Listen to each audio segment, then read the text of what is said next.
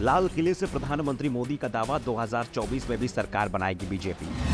India गठबंधन नहीं कर पाएगा एनडीए का मुकाबला। 2024 में पीएम बनकर लाल किले पर झंडा फहराएंगे मोदी। लाल किले के प्राचीर से प्रधानमंत्री नरेंद्र मोदी ने 2024 को लेकर बड़ी भविष्यवाणी कर दी। प्रधानमंत्री ने कहा कि अगली बार इसी लाल किले से देश की उपलब्धि और देश का गौरवगान प्रस्तुत करूंगा। यानी 2024 के चुनाव के बाद एक बार फिर बीजेपी की सरकार बनेगी और नरेंद्र मोदी ही देश के प्रधानमंत्री बनेंगे। पीएम मोदी के दावे को विपक्ष को जवाबी माना जा रहा है, क्योंकि इंडिया गठबंधन के नेता दावा कर रहे हैं कि पीएम मोदी ने इस बार लाल किले से अंतिम बार तिरंगा फहराया है। यानी 2024 में पीएम मोदी की हार तय है। तो पीएम ने ऐलान कर दिया है कि मैं कहीं नहीं जा रहा, जहां था वहीं रहूंगा और विपक्षी दल भी जहां थे वहीं रहेंगे। प्रधानमंत्री मोदी ने कहा कि 2047 में देश जब स्वतंत्रता के 100 साल का जश्न मनाए तो हमारे भारत का तिरंगा दुनिया में विकसित देश की पहचान के साथ लहराए। इसलिए आगामी 5 साल काफी अहम है।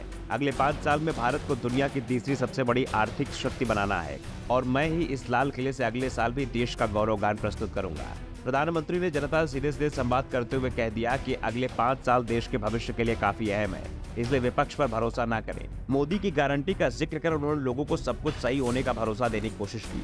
विपक्ष को भी मोदी का साफ संदेश है कि अभी दिल्ली में कोई स्कोप नहीं है। विपक्ष के 26 दलों ने महागठबंधन तैयार किया है, जिसका नाम इंडिया रखा है। पीएम ने करीब 90 मिनट तक भाषण दिया। इस दौरान उन्होंने विश्वकर्मा जयंती 15,000 करोड़ की विश्वकर्मा योजना शुरू करने का ऐलान भी कर दिया। विश्वकर्मा योजना के जरिए बीजेपी ओबीसी जातियों को साधने की कोशिश शुरू हो गई है। मोदी सरकार इससे जातीय जनगणना की मांग की काट की तलाश कर रही है। देश के हर एक लोकसभा सीट पर ओबीसी जातियां करीब 40 से 50% तक है। पिछड़े वर्ग के वोटों में बीजेपी ने जबरदस्त सेंधमारी की है। सीएसडीएस के सर्वे के अनुसार 2014 में पूरे देश में ओबीसी समुदाय का 34% और 2019 में 44% वोट बीजेपी को मिला था। इसी वोट के जरिए दोनों चुनाव में बीजेपी पूर्ण बहुमत की सरकार बनाने में सफल हुई और बीजेपी इस बार ओबीसी वोट में अपनी हिस्सेदारी को 50% के पार पहुंचाने की कोशिश कर रही है।